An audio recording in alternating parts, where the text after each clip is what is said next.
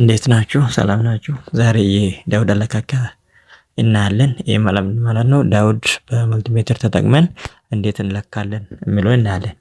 ግን ከዛ በፊት ዳውድ ማለት ምን ማለት ነው? ዳውድ ማለት የኤሌክትሪክ ኮምፖነንት ሆኖ ካረንት ወደ ኋላ እንዳይመለስብን ወይ ደግሞ ወደ ፊት ለፊት ብቻ እንዲሄድልን የሚጠቅመን ኮምፖነንት ነው ማለት ነው። ሌላ ደግሞ ምንድነው ዳውድ ለምን እንለካለን? መቼ ነው መለካት ያለብን የሚለው እናያለን።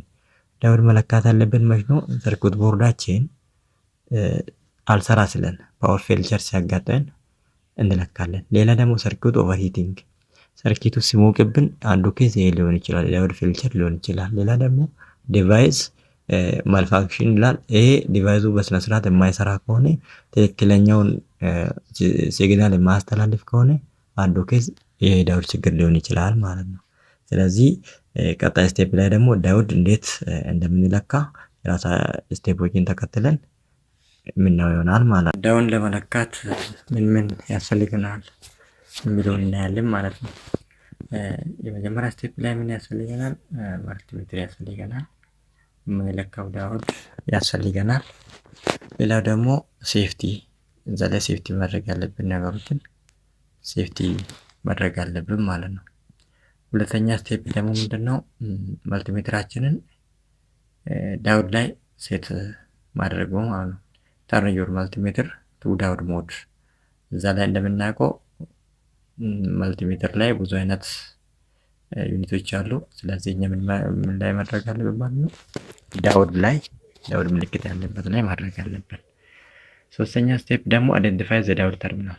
ዳውድ እንደምናውቀው ሁለት ተርሚናል አለው፣ አኖድ እና ካቶድ። አኖድ ፖዚቲቭ ሲሆን ካቶድ ደግሞ ኔጌቲቭ ነው። እነኚህ ሁለቱን መለየት ማለት ነው። አራተኛ ስቴፕ ደግሞ ምንድነው? ፎርወርድ ቢያስ ቴስት ስንለካ የመጀመሪያውን ከፎርወርድ ቢያስ ቴስት እንጀምራለን ማለት ነው። ይሄ ማለት ምን ማለት ነው? ቀዩን ፕሮብ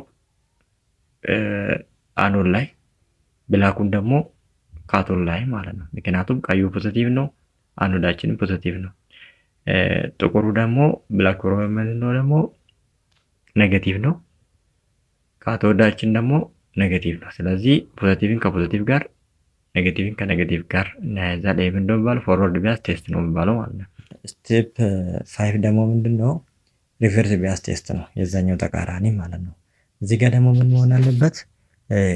ቀዩ ፕሮብ ካቶድ ላይ፣ ጥቁሩ ፕሮብ ደግሞ አኖድ ላይ ነው የምናስቀምጠው፣ በዛኛው ተቃራኒ ማለት ነው። ይሄ ምንድነው የሚባለው? ሪቨርስ ቢያስ ቴስት። በዚህን ጊዜ ምን መስጠት አለበት? ምንም አይነት ቫልዩ መስጠት የለበትም። የሚሰራ ከሆነ ማለት ትክክለኛ ከሆነ መስጠት የለበትም።